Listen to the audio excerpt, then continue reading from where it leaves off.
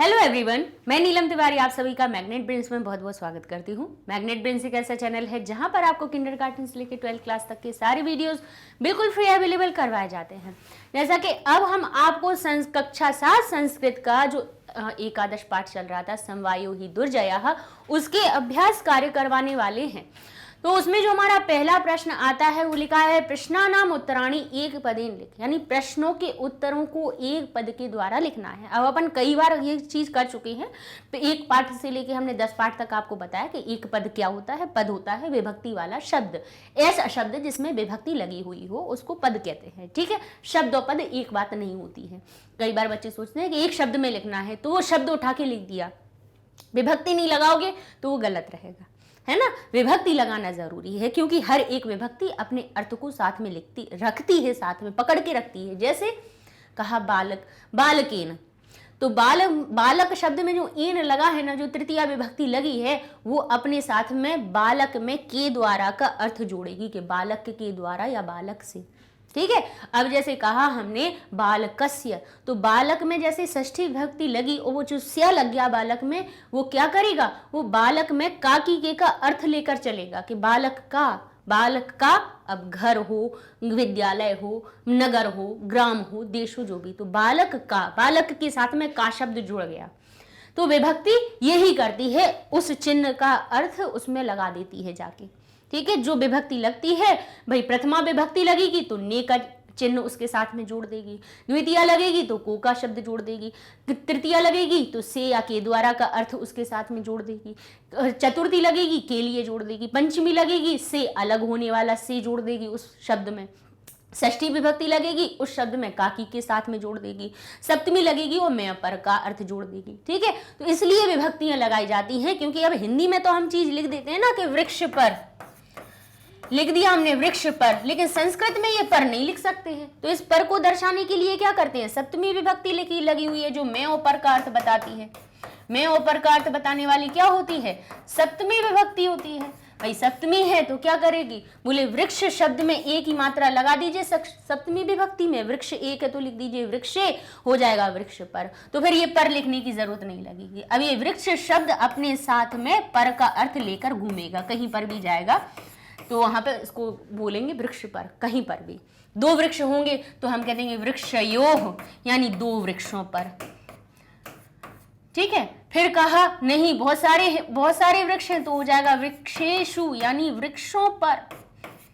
समझ गया, तो विभक्ति इसलिए लगाई जाती है कि उस विभक्ति के चिन्ह को, यानी हमारे पास बहुत सारे चिन्ह होते हैं जो जैसे हर एक शब्द में लगाए जाते हैं। जैसे कहते हैं बालक ने पढ़ा, पुस्तक को पढ़ा, कलम के द्वारा लिखा, माता ने बालक के लिए भोजन बनाया तो के लिए आ गया, बोले वृक्ष से पत्ता गिरा, से तो आया लेकिन अलग होने वाला आया, बोले ये मेरे मामा का घर है तो का आ गया, मामा का शब्द आ गया। कहा मैं पलंग पर सोता हूं तो पलंग के साथ में पर लग गया। तो भाई पर, मैं, ने, को, के लिए, इन सबको दिखाने के लिए ही तो विभक्तियां लगाई जाती हैं।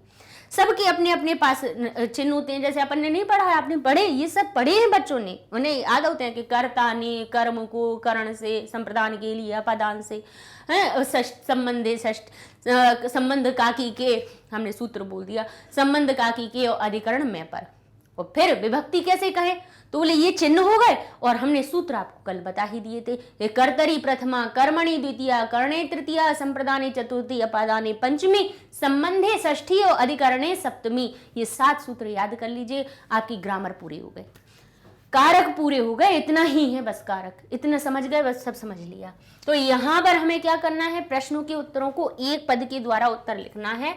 तो लिखा है वृक्षे का प्रतिवसति इसम। अच्छा, हमें उत्तर कहां देना होता है, जो प्रश्नवाचक शब्द होता है उसके स्थान पर। प्रश्नवाचक शब्द के स्थान पर आपको क्या लिख देना है, उत्तरवाचक शब्द लिख देना है। अब उत्तरवाचक शब्द आप लिखेंगे कैसे, तो उसके लिए क्या करेंगे, आप जो प्रश्नवाचक शब्द होगा उसके 3 चीजों को आप देखेंगे, लिंग, विभक्ति और वचन। विभक्ति अभी हमने बताई दी है, क्यों देखते हैं, क्योंकि उसमें कोई अर्थ छुपा हुआ हो सकता है इसलिए। ठीक है, लिंग, विभक्ति, वचन, तो बस वही चीज उस शब्द में जो उत्तरवाची शब्द होगा उसमें उसी लिंग और विभक्ति और वचन का उत्तर हमें लिख देना है। तो यहाँ लिखा है का शब्द कहाँ आता है? तो भाई हमने बार बार आपको कहा है कि किम के शब्द रूप याद जरूर कर लीजिए, क्योंकि किम का अर्थ होता है क्या या कौन। इसके जो शब्द रूप होते हैं तीनों लिंगों के लिए अलग अलग बनते हैं, चाहे पुल्लिंग हो, नपुंसक लिंग हो या हमारा स्त्रीलिंग हो।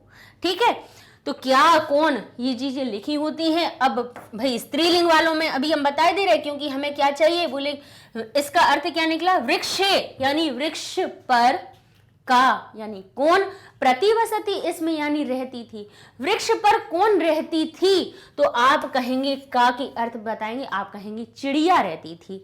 अब उत्तर क्या निकला, चिड़िया। क्या निकला, चिड़िया निकला आपका अर्थ। जब चिड़िया शब्द अर्थ निकला, अब चिड़िया को संस्कृत में क्या कहते हैं, चटका। क्या कहा जाता है, चटका। अब चटका में भाई चटका, भाई किसी का भी जो नाम होता है उसके 21 रूप बनते हैं, है ना, उसके 21 रूप बनते हैं। तो चटका शब्द में हम कौन सी विभक्ति लगा दें, कौन सा वचन लगा दें। अब चिड़िया तो हमें पता चल गया कि ये चटका यानी आकारांत है, स्त्रीलिंग है। ठीक है, अब हमें क्या करना है, और ये का शब्द भी बता रहा है कि आपका जो उत्तर बनेगा वो किसमें बनेगा, बोले का आता है किम शब्द के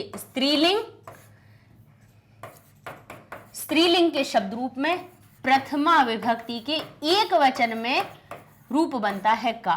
द्विवचन में जैसे आप प्रथमा विभक्ति के किम के रूप देखेंगे, किम शब्द के शब्द रूपों में अगर जाएं तो आप प्रथमा विभक्ति में देखेंगे तो एक वचन में बनता है, ये स्त्रीलिंग वाला बता रहे हैं आपको, एक वचन में बनता है का, द्विवचन में बनता है हमारा के, और बहुवचन में बनता है काह। का के काह। तो ये का शब्द कहां से आया है, स्त्रीलिंग वाला प्रथमा विभक्ति एक वचन का। तो चिड़िया स्त्रीलिंग हो गई, ये तो हो गया। विभक्ति कौन सी लगाएं, प्रथमा विभक्ति एक वचन लगा दीजिए। तो प्रथमा विभक्ति एक वचन आकारांत में लगाएंगे तो चटका चटका ही रहेगी। कहेंगे लो ये क्या बात हुई, यही लिखना था तो फिर हमें क्यों इतना सब कुछ समझाया। वो इसलिए कि विभक्ति इसमें लगी हुई है, तो क्यों परिवर्तन कुछ नहीं हुआ। तो भाई इसकी बालिका हुआ, लता हुआ, राधा हुआ, माला हुआ, जिन स्त्रीलिंग शब्दों का अंत बड़े आ की मात्रा के साथ में हो रहा होगा उनके प्रथमा विभक्ति एक वचन में उनका रूप कुछ परिवर्तन नहीं होता। बालिका बालिका बनी रहती है, लता लता बनी रहती है, रमा रमा बनी रहती है, सीता सीता, राधा राधा, कोई परिवर्तन नहीं होता। तो चटका चटका ही रही, विभक्ति लग गई लेकिन इसमें। तो हमारा उत्तर क्या बना, एक पद में ही लिखना है तो सिर्फ चटका लिख दीजिए, आपका उत्तर हो गया।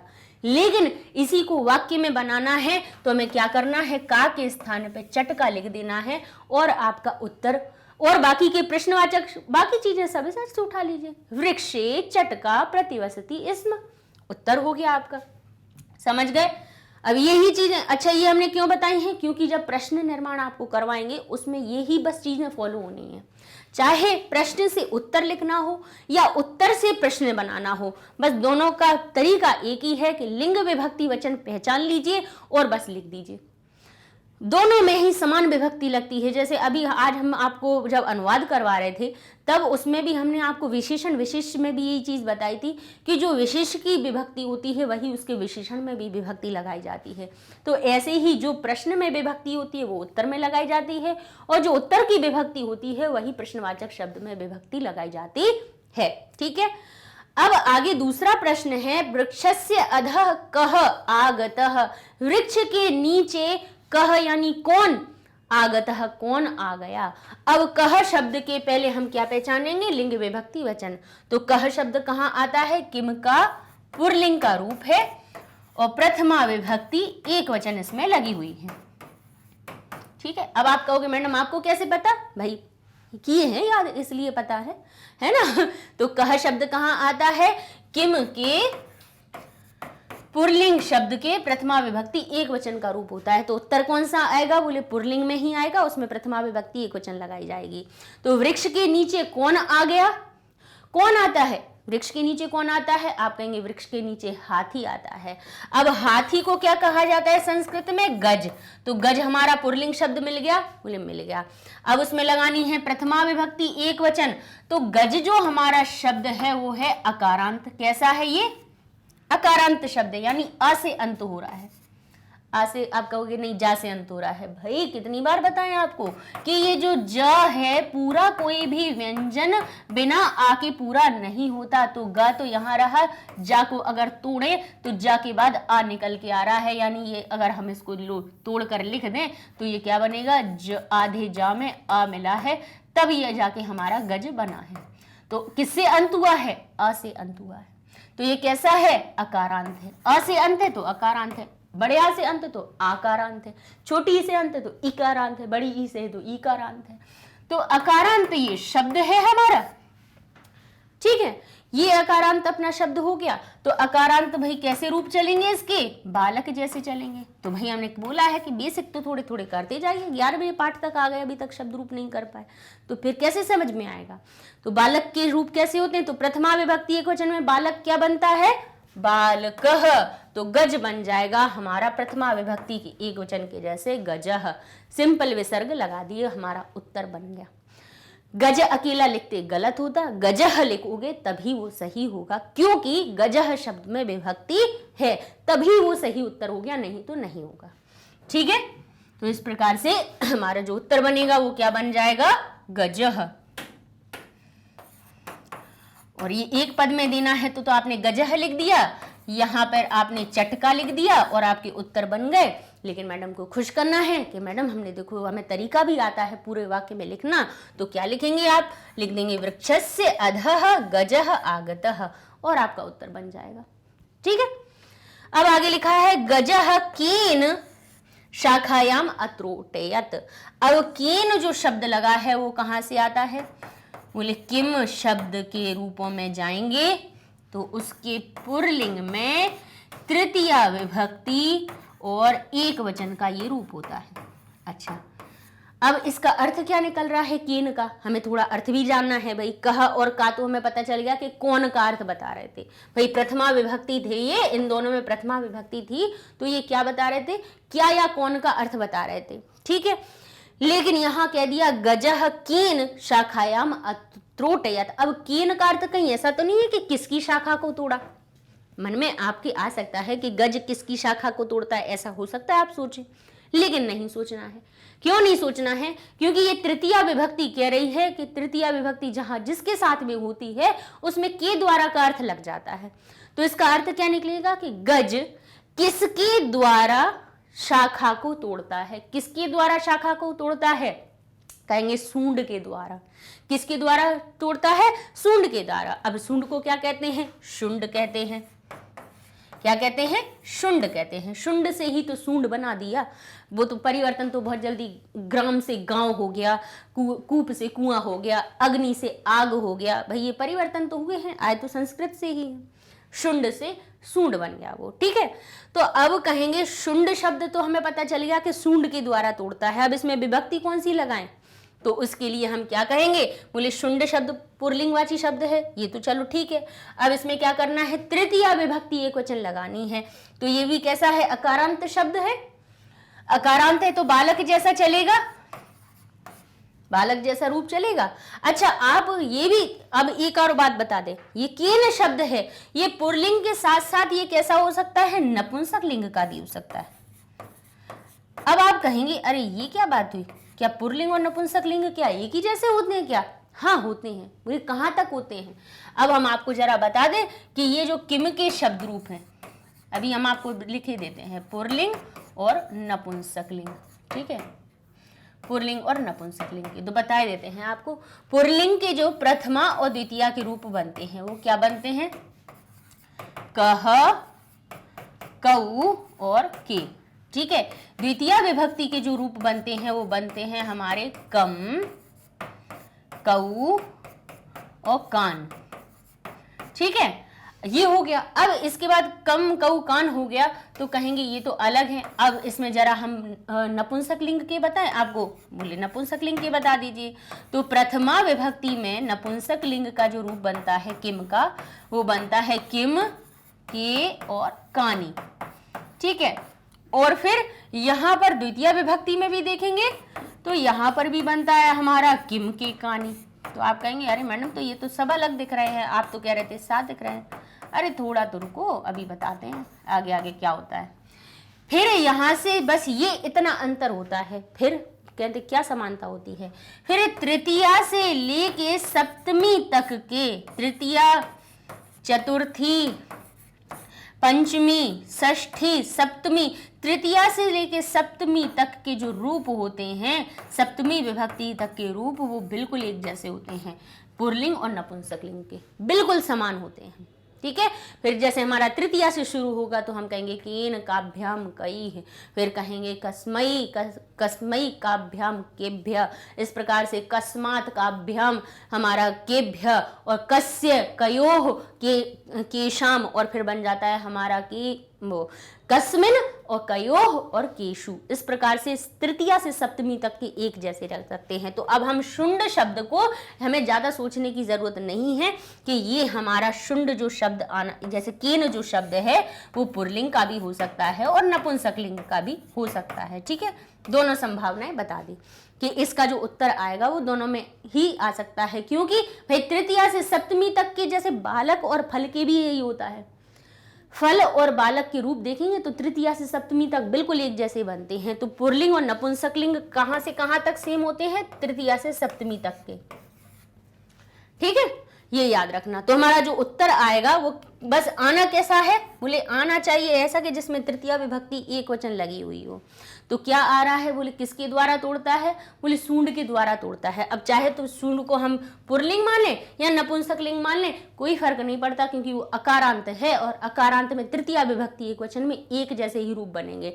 तो शुंड बन जाएगा, जैसे बालक बन जाता है बालकेन, फल बन जाता है फलेन, पुस्तक बन जाता है पुस्तकेन, तो शुंड बन गया हमारा शुंडेन, जिसके अंतर्गत तृतीया विभक्ति एक वचन का रूप लगा हुआ है, जिसका अर्थ तृतीया विभक्ति कह रही है एन लग जाने से इसका अर्थ निकल रहा है कि सूंड के द्वारा। ठीक है, कि गजह शुंडेन यानी सूंड के द्वारा शाखा में अत्रोटेयत, शाखा को तोड़ देता है। ठीक है, तो ये आपका उत्तर हो गया।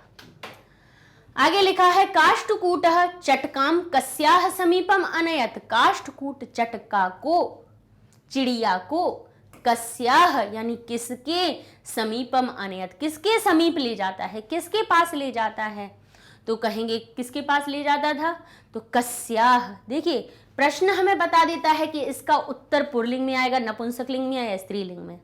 कैसे, कस्य जो शब्द होता है किम के षष्ठी विभक्ति एक वचन का बता रहे हैं, कस्य बनता है हमारा पुल्लिंग और नपुंसकलिंग के लिए, और जो कस्याह शब्द होता है वो बनता है हमारा स्त्रीलिंग के लिए। तो यहाँ पर इसी में ही हमारा अर्थ बता रहे हैं, किस के, काकी के का अर्थ है किसके पास ले जाते हैं, तो निश्चित ही स्त्रीलिंग का कोई ना कोई शब्द आना है हमारे पास। तो कह रहे काष्ठकूट चिड़िया को किसके पास ले गया था, तो कहेंगे मक्खी के पास ले गया था। अच्छा, मक्खी को क्या कहते हैं, मक्षिका कहते हैं। क्या कहते हैं, मक्षिका। अब मक्षिका शब्द में मक्खी के, अब हमें अर्थ भी तो निकल रहा है कि मक्खी के पास ले गया था। अब अर्थ भी नहीं आ रहा हो तो ये ध्यान कर लेना कि कस्याह में क्या लगा है, षष्ठी विभक्ति एक वचन स्त्रीलिंग वाला। तो मक्खी स्त्रीलिंग हो गई, उसमें कौन सा विभक्ति वचन लगानी है, षष्ठी विभक्ति एक वचन। तो ये हो जाएगा हमारा मक्षिकायाः। मक्षिका शब्द में षष्ठी विभक्ति एक वचन का रूप लगा देंगे, जिसका अर्थ निकल आएगा कि मक्खी के। ठीक है, काष्ठकूटः चटकाम मक्षिकाया समीपम अनयत, काष्ठकूट चटका को मक्खी के समीप ले जाता है। ठीक है, ये हो गया आपका उत्तर। समझ में आया आपको, विभक्तियां कैसे लगानी है, हमें प्रश्नवाचक शब्द को देखकर लगानी है। अब जैसे लिखा है मक्षिकाया मित्रम कह आसीत, यानी मक्खी का मित्र कौन था, तो कह शब्द कैसा है, पुल्लिंगवाची है, जिसमें कि प्रथमा विभक्ति एक वचन लगी हुई है। क्या है इसके अंदर, प्रथमा विभक्ति एक वचन। तो मक्खी का मित्र कौन था, मक्खी का मित्र मेंढक था। मेंढक के लिए यहाँ पे कौन सा शब्द प्रयोग किया गया है, मंडूक किया गया है। मंडूक कैसा है, बालक जैसा अकारांत शब्द है। अकारांत शब्द है तो वही क्या आना चाहिए, प्रथमा विभक्ति एक वचन। तो क्या आ जाएगी, मंडूक शब्द प्रथमा विभक्ति एक वचन में, जैसे बालक बनता है बालकः, तो मंडूक बन जाएगा हमारा मंडूकः। ठीक है, उत्तर हो गया। पूरे वाक्य में लिखना है तो कह के स्थान पे मंडू कह लिख के हम उत्तर बनाएंगे। मक्षिकाया मित्रम मंडू कह आसीत। बस देखिए एक पद में ही तो लिख रहे हैं उत्तर, कोई सा थोड़ी ना बड़ा है। तो इस प्रकार से ये आपका के 5 प्रश्न हो जाते हैं। देखिए उत्तर आपको हर जगह मिल जाते हैं, लेकिन उस उत्तर को लिखना किस प्रकार से है और कौन सी विभक्ति लगाई जाए, ये चीज आपको कहाँ से पता चलती है? प्रश्नवाचक शब्द को देख करके। क्योंकि बिना इस चीज के अभाव में तो बच्चे सिर्फ रटते हैं कि इसका चटका हो गया, इसका गजह हो गया, और विसर्ग जाते जाते अगर भूल गए तो गजह को लिख देंगे गजम। बस गलत हो गया, क्योंकि गजह शब्द हाथी बता रहा है और गजम शब्द हाथी को का अर्थ बता रहा है। गलत हो गया उत्तर, है ना। छोटी सी बिंदी से ही परिवर्तन हो जाता है, इसलिए विभक्तियां हमें ध्यान से लगानी होती हैं। ठीक है, अब यहाँ पे देखिए यही चीज अभी हम आपको जो विभक्ति प्रश्न से उत्तर बनाने के लिए बता रहे थे, अब यहीं पर हम आपको प्रश्न बनाने के लिए बताएंगे कि उत्तरवाची शब्द से प्रश्न कैसे बनाए। तो लिखा है रेखांकित पदानि आधृत्य प्रश्न निर्माणम कुरुत, यानी रेखांकित पदों के आधार पर आपको क्या करना है? प्रश्न निर्माण करना है। तो किसको हटाना है? आपको रेखांकित पद को पहचानना है। क्या चीजें पहचाननी है? चाहे प्रश्न हो चाहे उत्तर, लिंग विभक्ति वचन पहचान लेती है। तो चटकायाह, चटका कैसा है? स्त्रीलिंग है। विभक्ति कौन सी है? बोले इसमें याह, देखिए याह लगा हुआ है। अगर बालिका याह, बालिका के रूप याद किए हैं तो तुरंत विभक्ति पहचान जाएंगे कि इसमें तो हमारी षष्ठी विभक्ति और एक वचन है। और आपको पता है ये जो हम पाठ पढ़ाते पढ़ाते बार बार हम विभक्तियां क्यों बोलते हैं? इसलिए बोलते हैं कि कई बार क्या होता है, हमें पढ़ी हुई इतनी चीजें याद नहीं रहती जितना हम सुनकर याद हो जाती हैं। हम बार बार आपको बताएंगे कि याह लगा है, षष्ठी विभक्ति है, का की का अर्थ निकल रहा है, तो आपको दिमाग में बैठ जाएगा। अरे याह दिखेगा तुरंत याद आ जाएगा, अरे मैम बता रही थी कि षष्ठी विभक्ति एक वचन लगी हुई है। ठीक है ना, इसलिए हम बार बार उस चीज को दोहराते भी जाते हैं। अब यहाँ पे हमें करना क्या है? बस कुछ नहीं करना। अब हमें ये मिल गया कि स्त्रीलिंग षष्ठी विभक्ति एक वचन, तो इसका क्या करना है? बोले किम के शब्द रूपों पे चले जाना है। किम के शब्द रूपों में स्त्रीलिंग वाले षष्ठी विभक्ति एक वचन का रूप आपको उठा के लिख देना है। तो कहेंगे अभी हम एक वचन के आपको रूप बताएं, किम के स्त्रीलिंग के क्या बनते हैं। एक वचन वाली लाइन बता रहे हैं, क्या बनता है अभी बताते हैं। एक वचन का ही केवल लाइन बता रहे हैं, अभी दो की बहु की नहीं बता रहे हैं। ठीक है, तो ये प्रथमा विभक्ति हम 1 2 3 4 लिख दें, 1 2 3 4 5 और 6 और ये 7, सप्तमी विभक्ति तक। एक वचन में रूप बनता है का, द्विवचन में बनता है काम। इसमें बनता है हमारा जैसे बालिका शब्द क्या बनता है? बालिकया, तो यहाँ बन जाता है हमारा कया। फिर हमारा हो जाता है कस्यई, फिर बन जाता है हमारा कस्याह, कस्याह और कस्याम। बस ये हो जाते हैं। तो हमने क्या किया? स्त्रीलिंग वालों में षष्ठी विभक्ति का एक वचन कस्याह लिख दिया।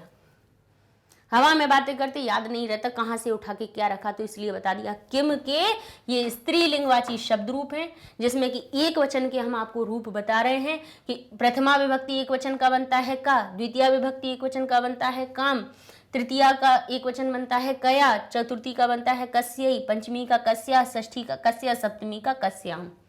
ठीक है, बन गया। तो बस प्रश्नवाचक शब्द बन गया, कोई बड़ी बात थी? केवल 2 चीजें हम बार बार कहते हैं, शब्द रूप शब्द रूप शब्द रूप, बस बार बार उसी चीज को इसीलिए बोलते हैं। अच्छा देखिए इसी में हम आपको ट्रिक भी बता देते हैं कि कैसे याद हो जाएंगे। बालिका के याद कर लो तो ये याद हो जाएंगे। बोले कैसे? सभी में बाली लगा दो, बाली बाली, यहाँ पे भी लगा दो बाली, लगा तो दीजिए जरा, बाली बाली तो लगा दीजिए। बस यहाँ पे थोड़ा सा परिवर्तन होगा, सो अभी हम बताते हैं क्या परिवर्तन हुआ। बाली, अब देखो बाली का, बाली काम, बाली कया, यहाँ पे क्या बनता है? बालिका यई, बालिका और यई।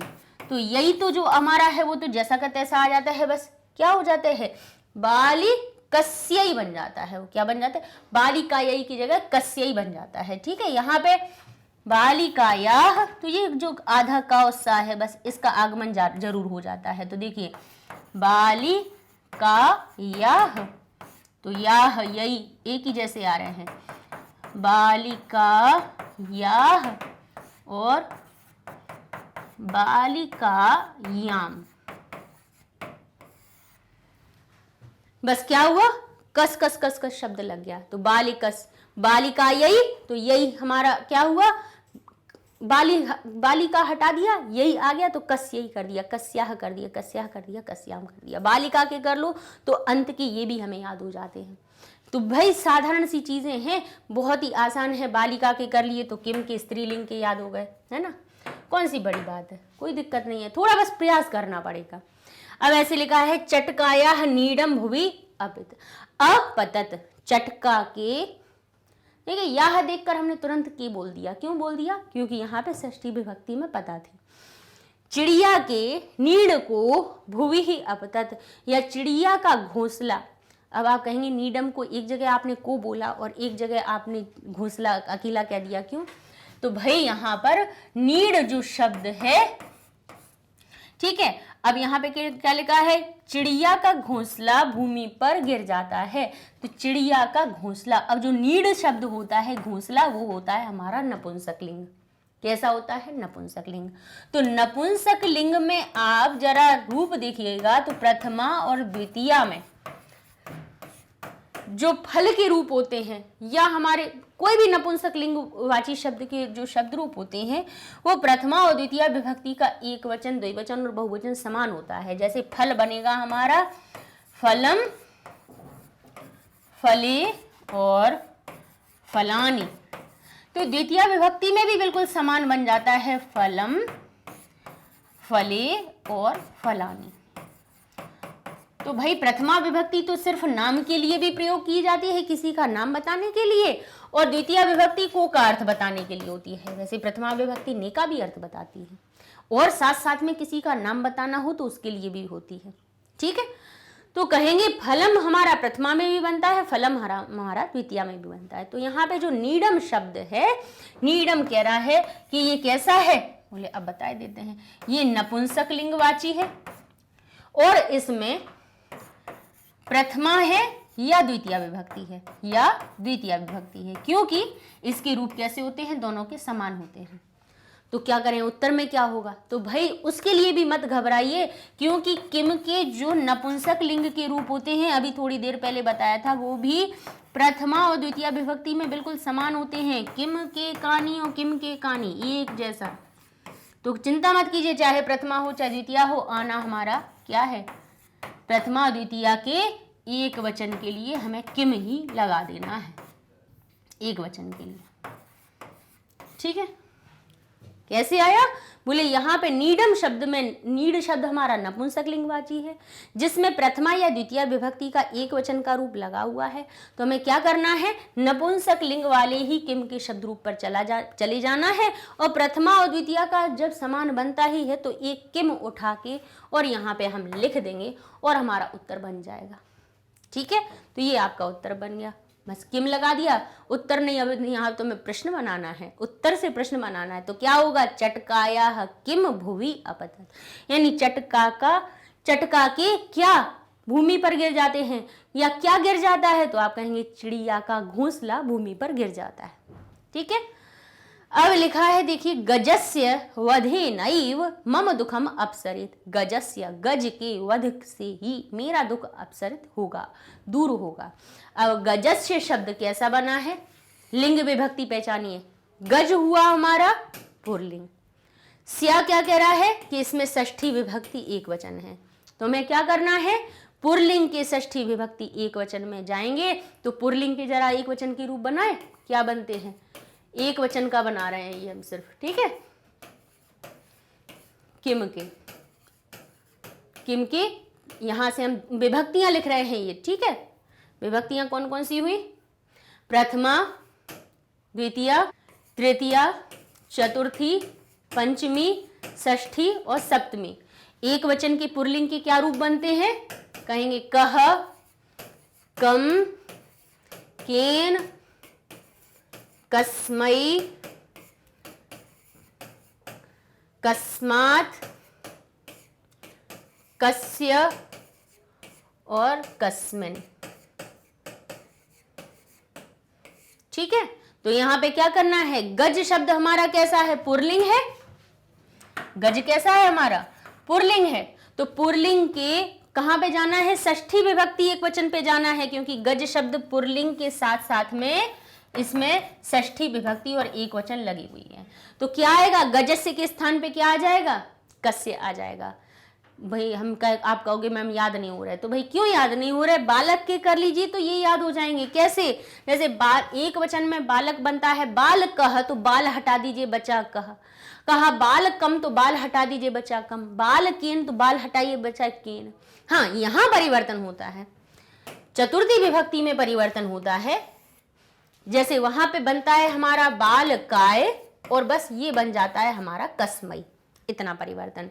अब कहेंगे बालकात, तो ये हो गया कस्मात। कहेंगे बालकस्य, तो बाल हटा दीजिए बचा कस्य। अब यहां पे और परिवर्तन होता है, सप्तमी विभक्ति में बनता है बालके, और ये बनता है कस्मिन। लीजिए, बस 2 जगह परिवर्तन हुआ, देखिए सिर्फ 2 जगह परिवर्तन हुआ, बाकी के सब इसी प्रकार से आ गए। हाँ, बस इसमें कस जरूर आ गया शब्द। कैसे, बोले ये हमारा होता है बालकात, और ये हो गया कस्मात। बस इतना परिवर्तन, कस्म शब्द जरूर आ गया, बस इतना परिवर्तन हुआ।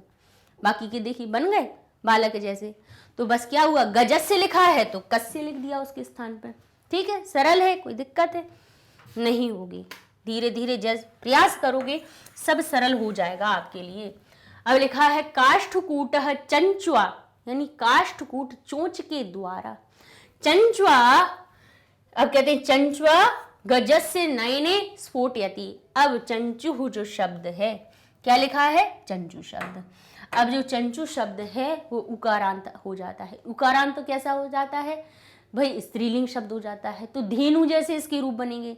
तो धेनु, अब यहाँ पे चंचुआ शब्द में हम कहेंगे ये क्या है, स्त्रीलिंग है, इसमें तृतीया विभक्ति। अब आप कहेंगे कि अकारांत, हमेशा अकारांत शब्द ही थोड़ी ना आएंगे कि अकारांत आकारांत आते रहे। चंचु शब्द क्या बना हमारा, चोंच। चंचु का अर्थ क्या होता है, चोंच। और चंचुआ, तो किस, चंचुआ कहाँ बनता है, चंचु का तृतीया विभक्ति एक वचन में रूप बनता है चंचुआ।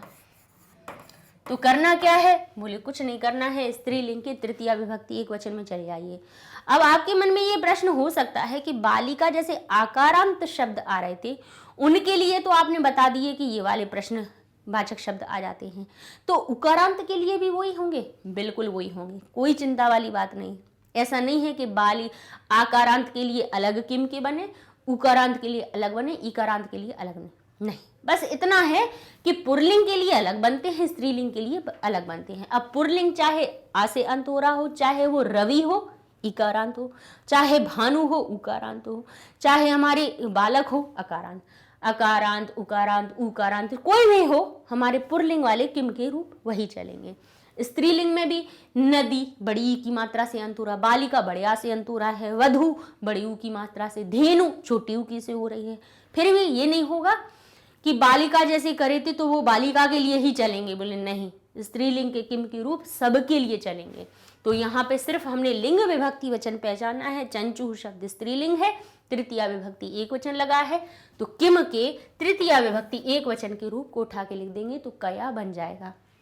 बस याद कैसे याद करेंगे आप कि स्त्रीलिंग में जो बालिका शब्द होता है उसको क्या कहते हैं, बालिकया।